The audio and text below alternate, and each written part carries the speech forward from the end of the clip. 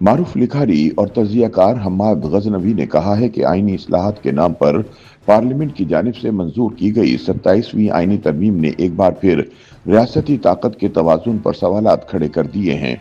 उनका कहना है कि पाकिस्तान में अगर किसी ओहदे को इस्तिस्ना का हकदार करार दिया जाना चाहिए तो वो वजीर आजम हैं, जो कई दिहाइयों से मुसलसल साजिशों का शिकार है। इसे कभी तो अदालत, कभी फौजी एस्टेब्लिशमेंट और कभी सदारती हुक्मनामे के जरिए फारिग किया जाता रहा है, मगर हमारी रियासती तरजीहात में कमजोर वजीर आजम को मजीद कमजोर करना और ताकतवर फौजी सरबराह को मजीद ताकतवर बनाना अहम समझा जाता है। हम्माद गजनवी बताते हैं कि 27वीं आईनी तरमीम के तहत फील्ड मार्शल के ओहदे को आईनी इस्तिस्ना दे दिया गया है, जिसके बाद फौजी सरबराह को कानूनी तहफ़्फ़ुज़ हासिल हो जाएगा। इसके अलावा आर्मी चीफ को chief of the defence forces भी बना दिया गया है, जिससे एक ही शख्स को 3 अहम तरीन अस्करी ओहदे मिल जाएंगे और मुसल्लह अफवाज में भी ताकत का तवाजुन बिगड़ जाएगा। हम्माद गजनवी कहते हैं कि इस्तिस्ना का हकदार इस ओहदे को दिया जाना चाहिए जो पाकिस्तान की तारीख में सबसे ज्यादा गैर महफूज रहा, यानी वजीर आजम का मनसब, जिसे गुज़िश्ता कई दिहाइयों से बार बार फौजी एस्टेब्लिशमेंट के हाथों इक़्तिदार से बेदखल किया जाता रहा। पाकिस्तान की सियासी तारीख पर नजर डाली जाए तो क़याम पाकिस्तान के बाद से आज तक अवामी मैंडेट रखने वाले वज़ीर आजम ही ताकतवर इदारों के सामने बेबस दिखाई देते रहे हैं। कायदे आजम मोहम्मद अली जिन्ना की वफात के बाद गवर्नर जनरल गुलाम मोहम्मद ने दस्तूर साज असेंबली तोड़कर पहली बार सियासी अमल को सबूताज किया। 1958 में जनरल अयूब खान ने मार्शल लॉ नाफिज किया और पार्लियामेंट का दरवाजा बंद करके मुल्क में फौजी हुक्मरानी की बुनियाद रखी।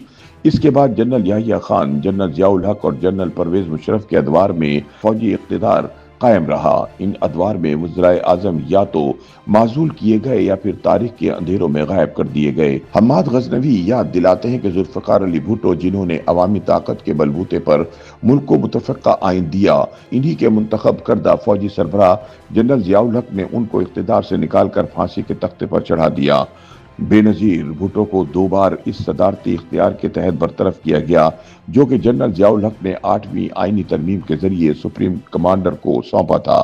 इसी तरह जब नवाज शरीफ ने फौजी पॉलिसियों पर सवाल उठाया तो जनरल परवेज मुशर्रफ ने इन्हें हटाकर खुद इख्तिदार संभाल लिया और एक दिहाई तक पाकिस्तान पर हुक्मरान रहे। हम्माद गजनवी कहते हैं कि इसके बाद इमरान खान को इख्तिदार में लाने और फिर हटाने में भी मरकजी किरदार फौज का ही रहा।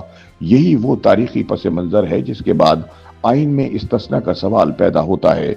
अगर पाकिस्तान में किसी को आइनी तहफ़्फ़ुज़ की ज़रूरत है तो वो वही ओहदा है जो हमेशा गैर यकीनी हालात, साजिशों और इक़्तिदार से बेदखली के खतरात में घिरा रहता है, यानी वज़ीर आज़म का। लेकिन 27वीं तरमीम के जरिए इस्तिस्ना फौजी क़यादत को दिया जा रहा है, जो पहले ही मुल्क की सियासी और इंतज़ामी निज़ाम की सबसे ताकतवर क़ुव्वत समझी जाती है।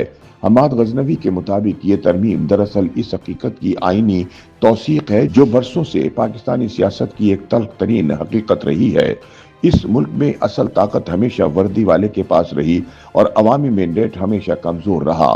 27वीं आईनी तरमीम के जरिए आइन और ताकतवरों के दरमियान फासला मजीद बढ़ा दिया गया है।